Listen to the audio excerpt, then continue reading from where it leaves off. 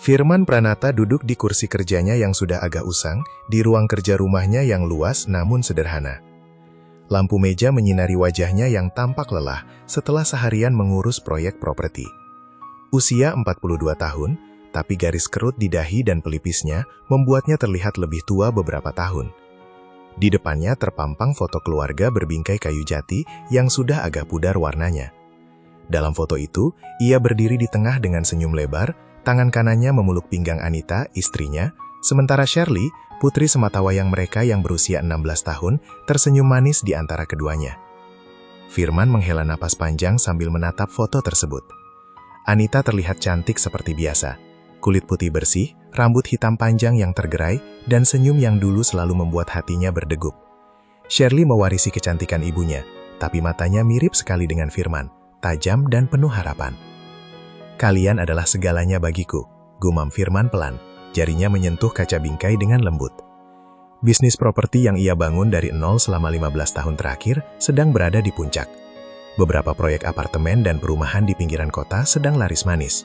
Uang mengalir cukup deras, sehingga ia bisa membeli rumah 2 lantai ini dan memberikan hidup yang nyaman bagi keluarganya. Tapi entah mengapa, akhir-akhir ini rumah terasa semakin sepi.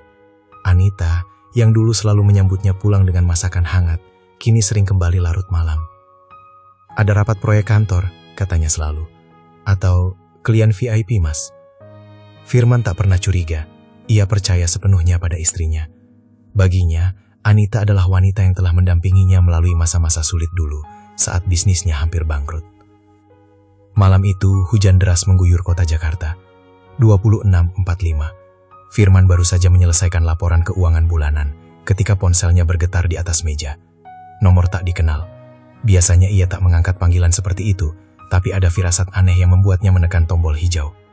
Sesaat tak ada jawaban, hanya suara napas berat di seberang. "Iya, ini saya." Tidak penting siapa saya. Firman merasa darahnya langsung membeku. Tangannya yang memegang ponsel mulai gemetar. Apa maksud Anda? Ini pasti salah sambung." "Tutup mulutmu dan dengarkan baik-baik." Potong suara itu tajam. "Anita dan Shirley, kami culik sore tadi. Mereka sekarang berada di tempat yang aman, untuk sementara." Tebusannya 15 miliar rupiah per orang. Kalau mau keduanya selamat, siapkan 30 miliar. Kami beri waktu 1 jam untuk menyiapkan uangnya.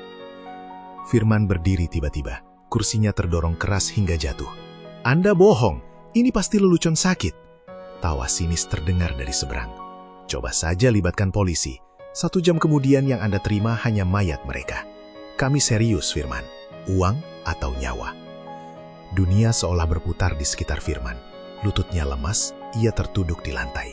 Napasnya tersengal-sengal.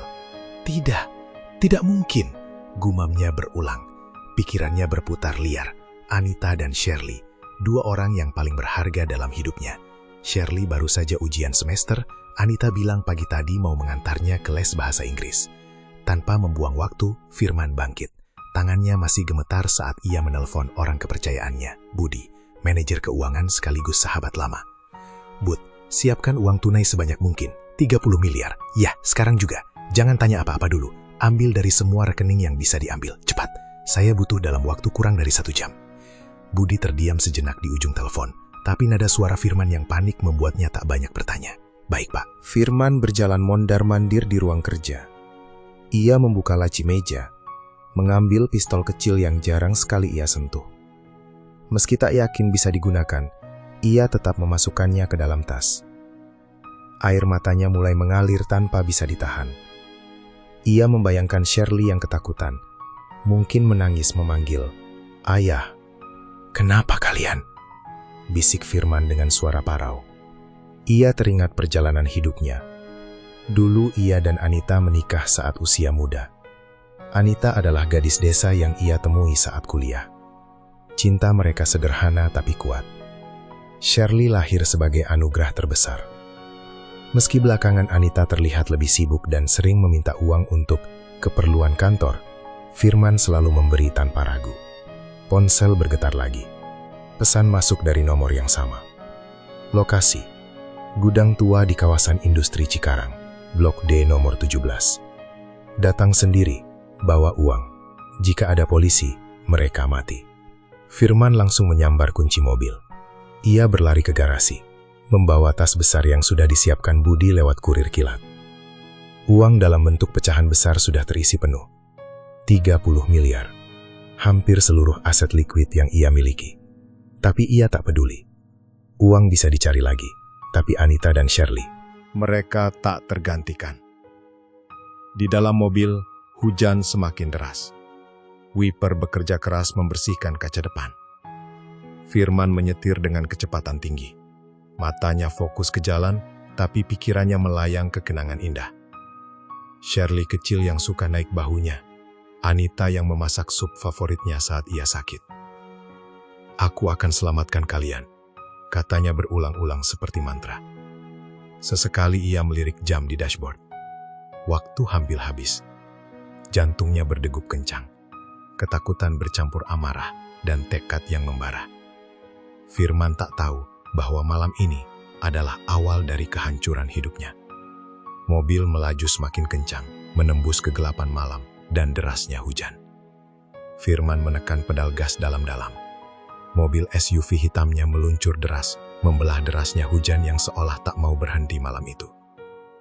Jalan tol menuju Cikarang yang biasanya padat, kini terasa sepi dan gelap. Hanya sesekali lampu kendaraan lain menyapu kaca depan, sebelum hilang ditelan kegelapan. 30 miliar. Gumamnya pelan. Tangan kanannya sesekali meninggalkan setir untuk memegang tas besar di kursi penumpang. Tas itu berat. Isinya uang tunai dalam pecahan 100.000 dan 50.000 yang disusun rapi dalam bundelan. Hampir seluruh tabungan likuidnya. Hasil kerja keras 15 tahun terakhir. Apartemen, tanah, bahkan sebagian saham proyek yang baru saja deal. Semuanya ia cairkan dalam waktu kurang dari 1 jam. Budi, sahabatnya, benar-benar bekerja cepat. "Ini untuk keluargaku," katanya tegas saat menyerahkan tas itu tadi. Firman melirik jam digital di dashboard. 21.47 WIB. Waktu hampir habis. Jantungnya berdegup kencang, seirama dengan deru mesin mobil yang bekerja keras. Ia membayangkan wajah Shirley, putrinya yang manis, yang baru kemarin memeluknya erat sambil bilang, "Ayah, besok aku mau ikut ayah survei proyek ya." Air mata Firman menggenang lagi. Ia buru-buru mengusapnya dengan lengan baju. Shirley baru 16 tahun. Masa depannya masih panjang. Kemudian bayangan Anita muncul. Istrinya yang cantik, yang dulu rela tinggal di kontrakan sempit saat bisnis Firman hampir bangkrut 10 tahun lalu. "Kita pasti bisa, Mas. Aku percaya sama kamu," kata Anita waktu itu sambil memegang tangannya. Firman tersenyum getir. Anita selalu menjadi penyemangat terbesarnya. Meski belakangan ia sering sibuk, Firman yakin itu semua demi keluarga. "Aku akan peluk kalian berdua." Hujan semakin deras. Petir sesekali menyambar, menerangi jalanan basah yang licin. Firman hampir menabrak truk kontainer yang tiba-tiba rem mendadak di depannya. Ia menekan klakson panjang sambil mengumpat pelan. "Jangan sekarang." Ia mengurangi kecepatan sedikit, tapi tekadnya tak berkurang. Di radio, lagu lama yang kebetulan diputar berbicara tentang kekuatan cinta dan keluarga. Firman mematikan radionya. Ia tak butuh lagu. Ponselnya bergetar. Pesan singkat dari nomor yang sama. "Blok D nomor 17. Datang sendirian. Matikan lagu mobil sebelum masuk area gudang. Kalau ada trik, mereka mati." Firman mengangguk pada dirinya sendiri. Ia keluar tol dan memasuki kawasan industri Cikarang yang sepi. Jalanan semakin buruk, penuh lubang dan genangan air. Gudang-gudang tua berjejer gelap, sebagian sudah tak terpakai. Cahaya lampu jalanan redup, membuat suasana semakin mencekam. Akhirnya, ia melihat plang blok D yang sudah karatan. Nomor 17 berada di ujung, gudang besar dengan pintu geser setengah terbuka. Firman mematikan lampu mobil seperti yang diperintahkan. Ia menarik nafas dalam-dalam sebelum keluar. Hujan langsung membasahi tubuhnya. Tas berat di pundaknya terasa semakin memberatkan langkah. 2 pria bertopeng hitam muncul dari balik pintu, masing-masing membawa senjata laras pendek. Satu orang langsung mengarahkan senjata ke dada Firman. Tanya suara kasar yang sama dengan yang menelpon tadi. Firman mengangkat tas dan meletakkannya di tanah basah. 30 miliar, sesuai permintaan. Salah seorang perampok tertawa pendek. Mereka membuka tas, memeriksa beberapa bundel uang dengan senter dan alat penghitung uang cepat. Firman berdiri diam, tubuhnya basah kuyup, tapi matanya tak lepas dari pintu gudang. Setelah 5 menit yang terasa seperti 5 jam, salah satu dari mereka mengangguk. Mereka mendorong Firman masuk ke dalam gudang yang gelap dan pengap. Bau karat, oli mesin, dan sesuatu yang amis menyambutnya. Hanya ada beberapa lampu senter yang menyala redup di sudut ruangan. Di tengah ruangan, 2 kursi kayu rayot ditempatkan berhadapan. Di sana, Anita dan Shirley duduk terikat. "Anita," Firman berlari mendekat, tak peduli senjata yang mengarah ke punggungnya. Shirley menangis seseduh saat melihat ayahnya. Tubuhnya gemetar hebat. Anita juga menangis, air matanya mengalir deras di pipinya yang pucat. Firman berlutut di depan mereka, memeluk keduanya seerat mungkin, meski tali mengikat erat tubuh mereka. Bau parfum Anita yang familiar bercampur dengan bau keringat ketakutan. Firman tak bisa menahan air matanya lagi. "Kalian selamat. Ayah di sini. Ayah sudah bawa uangnya. Kalian akan pulang sekarang," bisik Firman dengan suara parau. Ia mencium kening Shirley yang dingin, lalu memeluk Anita lebih lama. "Maafkan ayah yang terlambat. Maafkan." Anita menggeleng pelan, seolah ingin berkata sesuatu di balik lakban. Matanya penuh emosi yang sulit dibaca Firman. Campuran lega, ketakutan, dan sesuatu yang lain yang tak sempat ia pikirkan saat itu. Salah seorang perampok memotong lakban di mulut mereka. Shirley langsung menangis keras dan memeluk leher ayahnya. "Ayah, aku takut. Mereka jahat sekali." "Iya, Nak. Ayah tahu. Sekarang tenang ya." Firman tersenyum meski hatinya hancur melihat kondisi mereka. Rambut Anita acak-acakan, bajunya kotor, begitu pula Shirley. Tapi mereka masih hidup. Itu yang terpenting. "Kita pulang bareng. Kita lupakan malam ini." Para perampok tertawa sinis di belakang mereka. "Sentimental sekali. Uang sudah kami terima. Sekarang kalian bertiga boleh pergi." Tiba-tiba salah seorang dari mereka berhenti bicara. "Ada satu masalah," katanya dingin sambil menatap Firman. Firman mengerutkan kening. "Siapa?" Perampok itu tersenyum lebar di balik topengnya. "Kami bilang begitu." Tapi ternyata ada satu lagi yang ikut tertangkap sore tadi. Namanya Henry. Firman membeku. Ia menoleh ke Anita. Para perampok selesai menghitung uang dengan alat penghitung otomatis yang mereka bawa.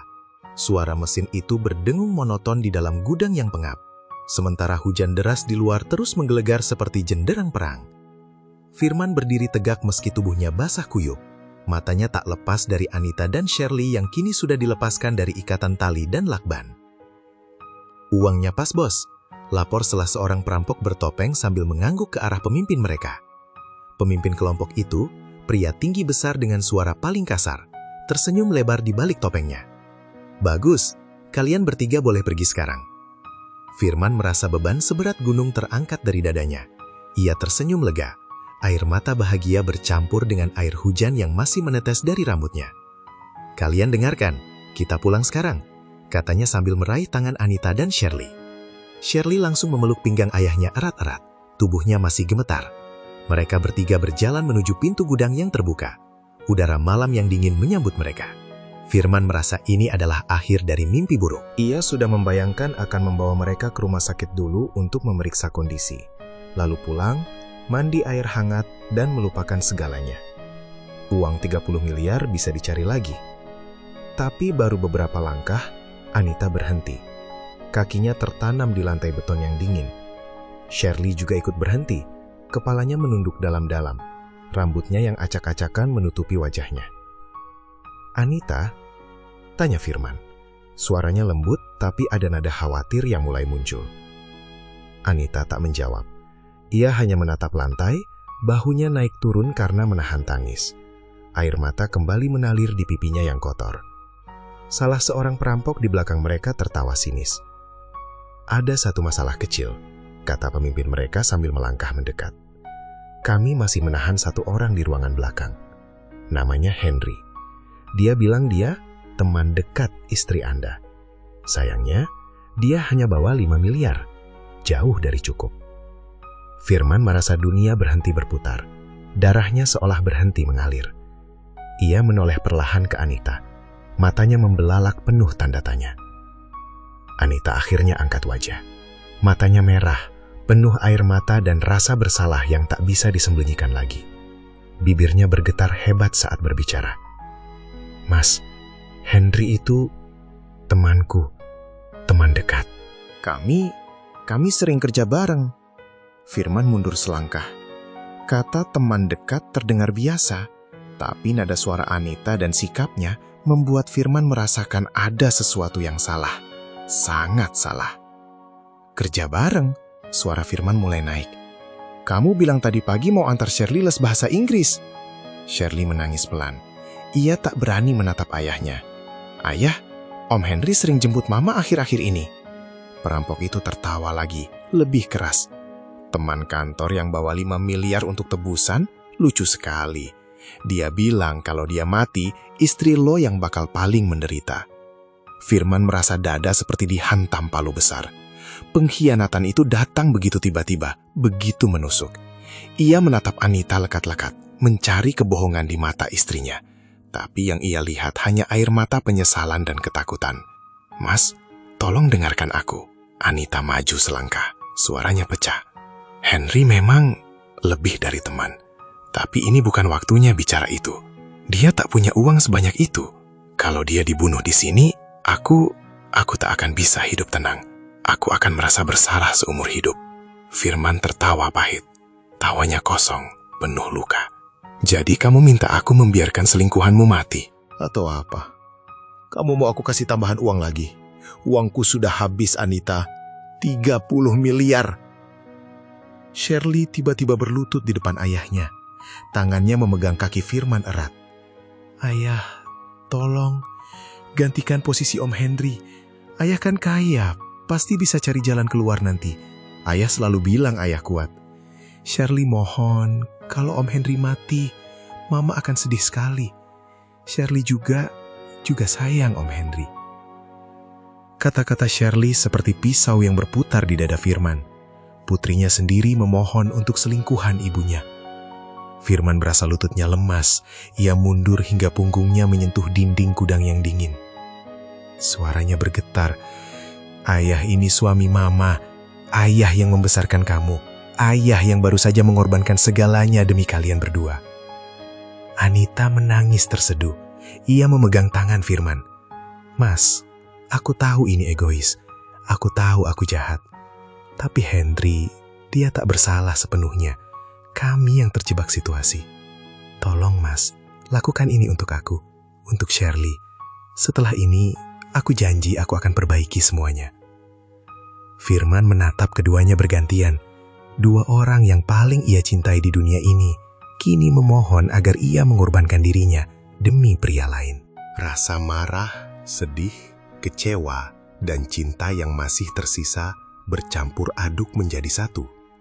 Ia ingin berteriak, ingin memukul dinding, ingin menolak mentah-mentah.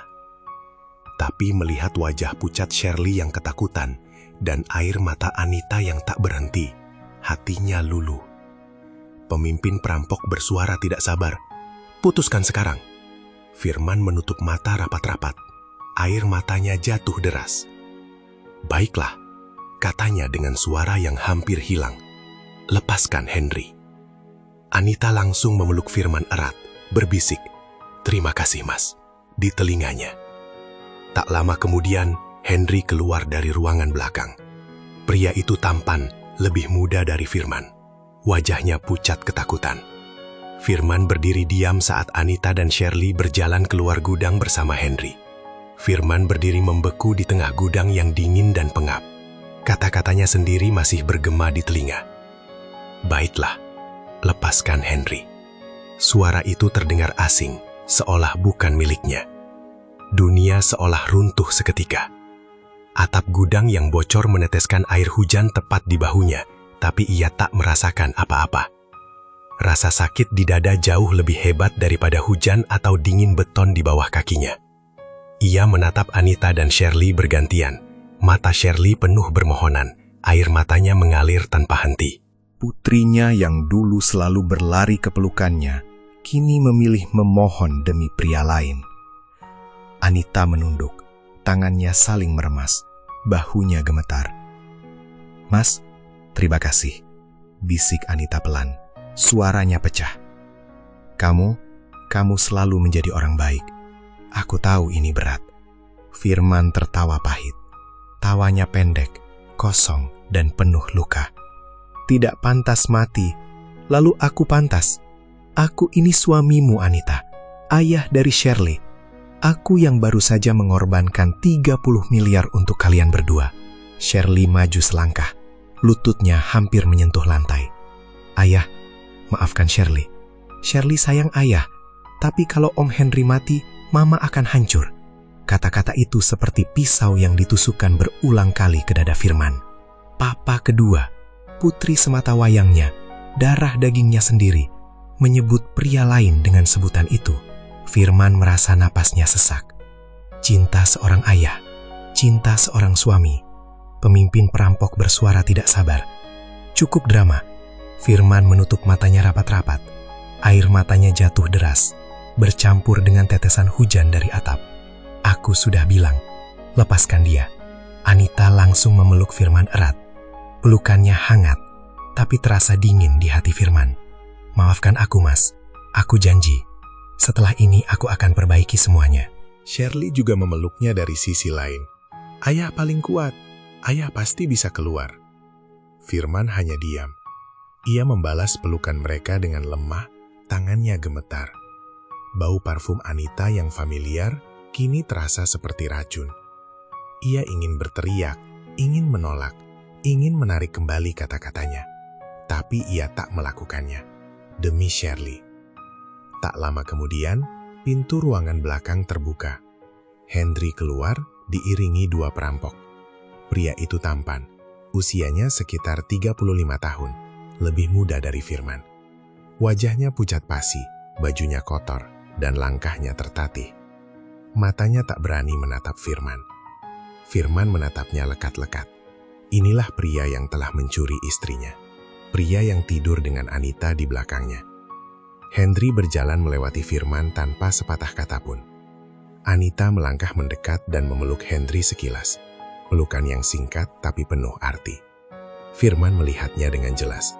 Pelukan itu berbeda, lebih hangat, lebih intim.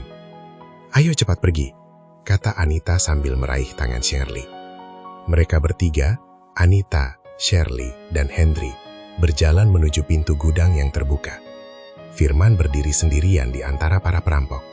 Tubuhnya kaku. Ia merasa seperti mayat hidup. Sebelum mereka benar-benar keluar, ia memanggil dengan suara parau. "Anita."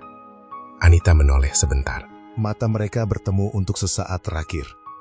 "Jaga Shirley baik-baik," kata Firman. Anita hanya mengangguk pelan, lalu membalikan badan.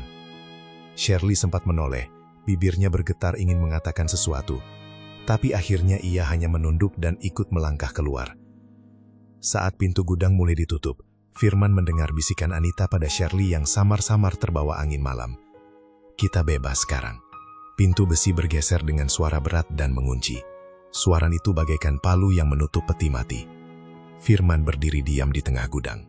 Para perampok tertawa keras di belakangnya. "Suami paling bodoh yang pernah kami lihat. Istri dan anaknya pergi sama selingkuhan, lo malah menggantikan posisinya." Firman tak bereaksi. Ia membiarkan mereka mendorongnya ke ruangan belakang yang gelap dan sempit. Ruangan itu hanya ada satu kasur tipis kotor, ember untuk buang air, dan rantai besi di dinding. Saat rantai mengunci pergelangan tangannya, Firman merasakan dinginnya besi menembus kulit. Tapi yang lebih dingin adalah hatinya. Ia teringat hari pernikahannya dengan Anita. Teringat saat Shirley lahir dan ia menggendongnya untuk pertama kali. Teringat semua pengorbanannya selama ini. Kerja keras, kesetiaan, cinta tanpa batas. Air matanya tak berhenti mengalir. Tapi di balik kesedihan yang dalam, ada api kecil yang mulai menyala. Api dendam, api tekad untuk bertahan hidup. Ia tak akan mati di sini. Tidak seperti ini. Suatu hari nanti, ia akan keluar. Di luar gudang, suara mesin mobil Anita menjauh ditelan hujan deras. Mereka telah pergi, bebas. Sementara Firman kini resmi menjadi tawanan, menggantikan posisi selingkuhan istrinya sendiri. Pengorbanan yang terpaksa. Itu adalah neraka yang harus dijalani Firman Pranata seorang diri. Malam pertama setelah Anita, Shirley dan Henry pergi adalah malam terpanjang dalam hidupnya. Rantai besi dingin menggigit pergelangan tangan dan kakinya. Ruangan sempit berukuran 3 kali 3 meter itu gelap gulita. Hanya ada sedikit cahaya yang merembes dari celah pintu besi. Bau apek, urin, dan karat bercampur menjadi satu. Firman duduk bersandar di dinding beton yang lembab. Air matanya kering, tapi luka di dananya menganga lebar. Teriak salah seorang perampok sambil menendang pintu hingga berderak. Mereka memanggilnya dengan julukan itu setiap hari. Firman diseret keluar. Tubuhnya yang dulu tegap kini mulai kurus. Mereka memukulinya dengan kayu dan selang karet. Bukan untuk mendapatkan informasi, tapi semata-mata untuk kesenangan. Ini buat hiburan kita, kata pemimpin mereka sambil tertawa. Bayangkan, lo bayar 30 miliar, tapi malah lo yang dikurung. Setiap pukulan meninggalkan memar biru di punggung, lengan, dan wajahnya. Firman menggigit bibir hingga berdarah agar tak berteriak.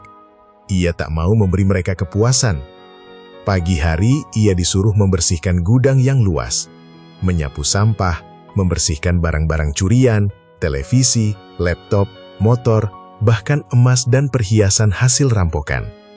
Siang hari, ia memilah barang, membersihkan noda darah dari barang-barang yang diambil paksa. Sore hari, ia disuruh mengangkat kardus berat dan memuatnya ke mobil-mobil pick-up para perampok. Makanannya hanya sepotong roti kering dan air keruh sekali sehari. Kadang, jika mereka sedang senang, ia diberi sisa nasi yang sudah basi. Kelaparan menjadi teman setia. Tubuhnya semakin kurus. Tulang iganya mulai menonjol. Otot-otot yang dulu terlatih karena kerja lapangan proyek properti, kini melemah. Setiap malam, saat tubuhnya tergeletak lemah di kasur tipis yang penuh kutu, Firman memejamkan mata dan berdoa. Ya Tuhan, beri aku kekuatan untuk bertahan. Ia mengingat Shirley kecil. Gadis cilik berusia 5 tahun yang suka naik bahunya sambil tertawa riang, "Ayah kuda." Ia mengingat tawa Anita di masa-masa awal pernikahan mereka. Kenangan-kenangan itu kadang membuatnya tersenyum di kegelapan. Tapi seringkali justru membuatnya menangis tanpa suara. Bagaimana mungkin orang yang pernah ia cintai sepenuh hati tega melakukan ini padanya? Para perampok tak pernah bosan mengejeknya. Pasti sekarang istri lo lagi tidur sama Henry di kasur empuk. Lo bayangin aja, suami bodoh. Firman hanya diam, tapi setiap kata itu seperti garam yang ditaburkan ke luka terbuka. Malam harinya, ia akan mengepalkan tangan hingga buku jarinya memutih. 3 tahun itu mengubah Firman sepenuhnya. Tahun pertama, ia hampir gila karena putus asa. Tahun kedua, ia mulai membangun tembok di hatinya. Ia belajar mengubah rasa sakit menjadi bahan bakar. Setiap kali dipukul, ia menghitung detik hingga pukulan berhenti. Tahun ketiga, semangatnya berubah menjadi sesuatu yang lebih tajam. Tekad baja. Ia mulai mengamati segalanya. Pola jaga para perampok, jam berapa mereka berganti shift, siapa yang paling ceroboh, di mana kunci gudang disimpan. Ia mencuri obeng kecil dari tumpukan barang curian dan menyembunyikannya di balik kasurnya. Tubuhnya memang sudah sangat kurus. Kulitnya pucat, rambutnya panjang acak-acakan, janggutnya lebat dan kusut. Tapi matanya semakin tajam. Ada api di sana. Suatu malam, setelah dipukuli lebih parah dari biasanya karena ia menumpahkan kardus berisi ponsel curian, Firman tergeletak di lantai ruangannya. Darah menetes dari sudut bibirnya, napasnya tersengal. "Terima kasih," bisiknya pelan ke langit-langit gelap. "Setiap pukulan yang kalian berikan membuatku semakin kuat. Setiap penghinaan membuatku semakin sabar. Aku tidak akan mati di sini. Aku akan keluar." Di kegelapan neraka itu, Firman menemukan dirinya yang baru. Bukan lagi Firman yang lembut, percaya diri, dan naif. Ia tahu pelariannya akan berisika tinggi. Ia tahu kemungkinan gagal sangat besar. Tapi ia juga tahu, jika ia tetap di sini, ia pasti akan mati. Entah dibunuh para perampok, atau mati perlahan karena patah hati. Malam ini, ia akan mulai mengasahnya menjadi senjata. 3 tahun di neraka telah mengajarkan satu hal pada Firman. Pengkhianatan terbesar bisa melahirkan kekuatan terbesar. Tahun ketiga dalam kegelapan itu terasa paling berat sekaligus paling kuat bagi Firman. Tubuhnya sudah seperti kerangka berbalut kulit, kurus, penuh bekas luka, dan memar lama yang tak pernah benar-benar hilang. Namun matanya berbinar tajam, seperti pisau yang diasah setiap malam. Malam ini, gudang tua yang selama 3 tahun menjadi nerakanya terasa berbeda, ramai, penuh tawa kasar dan denting botol minuman. Para perampok sedang merayakan rampokan besar mereka. Dari balik jeruji ruangan sempitnya, Firman bisa mendengar semuanya dengan jelas. Musik keras diputar dari speaker portabel. Aroma daging panggang dan alkohol murahan menyelusup masuk lewat celah pintu besi. Mereka tertawa, berteriak, saling tos gelas. Malam ini mereka lengah. Firman duduk diam di sudut ruangan, tangannya memegang obeng kecil yang sudah diasahnya selama berbulan-bulan hingga ujungnya runcing seperti pisau kecil. Ia mendengarkan setiap percakapan mereka dengan saksama. "Malam ini kita pesta besar, bos. Rampokan kemarin hasilnya gila." Tawa pecah lagi. Kemudian suara pemimpin kelompok yang paling ditakuti Firman terdengar. "Besok pagi kita pindah markas ke lokasi baru di Purwakarta. Tempat ini sudah terlalu lama dipakai." Pemimpinnya menjawab tanpa ragu. "Habisi saja. Sudah tak berguna. Uang tebusan dari istrinya juga nggak kunjung datang." 3 tahun kita rawat dia, cuma buat bahan ejekan. Firman tersenyum tipis di kegelapan. Senyum yang dingin, penuh tekad. "Besok," gumamnya pelan. 3 tahun siksaan telah mengubahnya total. Tangan yang dulu lembut memegang pulpen dan dokumen proyek, kini kasar, penuh kapalan dan kuat. Hatinya yang dulu penuh kepercayaan buta, kini dipenuhi baja. Ia sudah menghafal pola penjagaan mereka. Malam ini, karena pesta, hanya ada 2 orang yang berjaga di luar ruangannya. Firman mulai bekerja. Dengan hati-hati, ia memasukkan obeng ke lubang kunci rantai di pergelangan tangannya. Klik kecil terdengar. Rantai pertama terbuka. Napasnya tertahan. Ia mendengarkan suara di luar. Masih ramai. Ia melanjutkan ke rantai kaki. Gerakannya cepat dan tepat. Hasil latihan ratusan kali di malam-malam sepi. Keringat bercampur darah menetes dari pergelangan tangannya yang lecet. Tapi ia tak merasakan sakit. "Anita, Shirley," bisiknya sambil menggigit bibir. "Kalian pikir aku sudah mati ya?" Ia berdiri pelan. Kakinya gemetar karena lemah, tapi tekadnya membuatnya tetap tegak. Ia mendekati pintu jeruji, memasang obeng ke lubang kunci pintu. Jantungnya berdegup kencang. Ini saatnya. Jika gagal, besok ia mati. Jika berhasil, ia akan mulai membalas semua pengkhianatan. Obeng berputar. Kunci berderit pelan. Pintu jeruji terbuka sedikit. Firman tersenyum lebar. Kebebasan sudah di depan mata. Tapi saat ia hendak melangkah keluar, terdengar suara langkah mendekat. Bukan langkah penjaga biasa yang sempoyongan karena mabuk. Langkah ini ringan, ragu-ragu, dan familiar. Firman buru-buru mundur ke dalam ruangan dan berpura-pura masih terikat.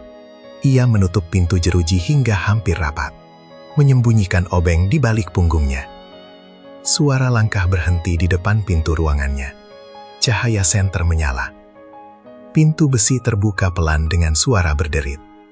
Cahaya senter menyinari wajah Firman yang kurus kering, berjanggut lebat, dan penuh luka. Wanita yang dulu ia korbankan segalanya untuknya kini berdiri di sana dengan gaun hitam sederhana. Rambutnya rapi, wajahnya masih cantik meski ada lingkar hitam di bawah matanya. Ia memegang senter dengan tangan gemetar. "Mas," bisik Anita. Air matanya langsung mengalir. "Ya Tuhan, kamu berubah sekali." Firman tak bergerak. Ia menatap Anita dengan tatapan yang sulit diartikan. Campuran antara kejutan, amarah, rindu, dan curiga yang mendalam. Dadanya naik turun dengan cepat. Tanyanya dengan suara serak yang hampir tak dikenali. "Datang untuk memastikan aku sudah mati?" Anita maju selangkah. Tangannya terulur ingin menyentuh jeruji. "Mas, aku menyesal. Setelah kamu di sini, hidup kami tidak seperti yang kubayangkan. Henry, dia berubah. Dia menghabiskan banyak uang. Dia sering marah. Firman tertawa pelan. Tawanya getir dan menyakitkan. Sekarang kamu menyesal. Setelah 3 tahun aku disiksa setiap hari, setelah aku digantikan posisiku oleh selingkuhanmu. Anita menangis terseduh. Aku tahu aku jahat, Mas. Aku tahu aku monster. Tapi aku masih istri kamu. Aku datang malam ini karena besok mereka bilang akan memindahkan tempat.